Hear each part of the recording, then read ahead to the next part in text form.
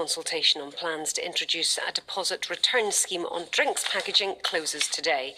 It'd involve customers paying an additional fee for drinks, which would be refunded when the bottle, can or plastic container is returned. Earlier in the programme, we spoke to Callum Duncan from the Marine Conservation Society, who supports the scheme. He explained its wider benefits. If stores are large enough to be able to include vending machines, those vending machines can crush the returned beverage containers, and what you get is a much better quality material, and they can be compacted more, so when they're transported there's lower fuel costs, lower carbon emissions, and so on. So there's just a win-win. Robert Lincoln is the president of the recycling manufacturer InVipco, which supplies reverse vending machines and recycling systems for retail locations and public spaces. Good morning, Robert. I wonder, is it worth recycling every part of the packaging from these products? Well, it depends on what products are targeted. PET plastic, steel cans, aluminum, those are very well suited to a DRS system because they have high value. They find their way into new packaging. So everything is recycled when you target on those two packages. What sort of savings are we making in terms of energy and materials?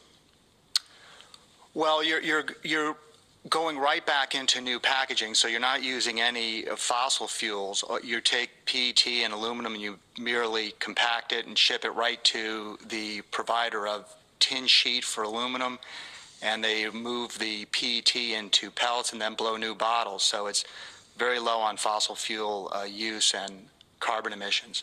I'm going down this line because I imagine that a lot of people, while they like the idea of recycling, actually, if they can see this reduce their overheads massively, they will fall in behind it much quicker. So I wonder, actually, if these schemes are potentially profitable.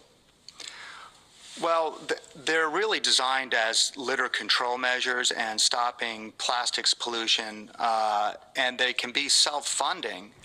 Generally, industry takes the lead on this, and that means the beverage manufacturers and retailers design the system, run the system as a not-for-profit, because there's a collection expense, there's a transportation expense, and the programs can be break-even and have small profit. But they have to be designed correctly. And what do you see from your experience, which are the best designed schemes? What would you like to see be put in place across Scotland?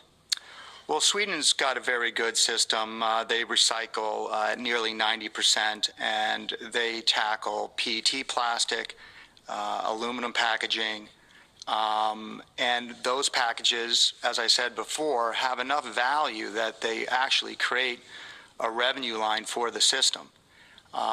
And if you go to Sweden, there's really not a retailer that sells these products that does not take back these packages, and they generally take them back through technologies such as my company develops. And how does the public view these schemes in the countries already using them? Do they actively take part? Does it make them money in the long run? Well, I think consumers, once a deposit law is passed and they are participating, enjoy it because it's a very active activity. You're not just simply throwing a container into a bin or throwing it into a garbage can at a picnic or so forth. You're actively putting it into a machine or handing it to a retailer, and you know that package is 100% going to be recycled, where without the system, you're not necessarily assured that it's going to be recycled at all. Robert Lincoln, president of the recycling manufacturer InVipco. Thank you very much indeed. It's 8:20.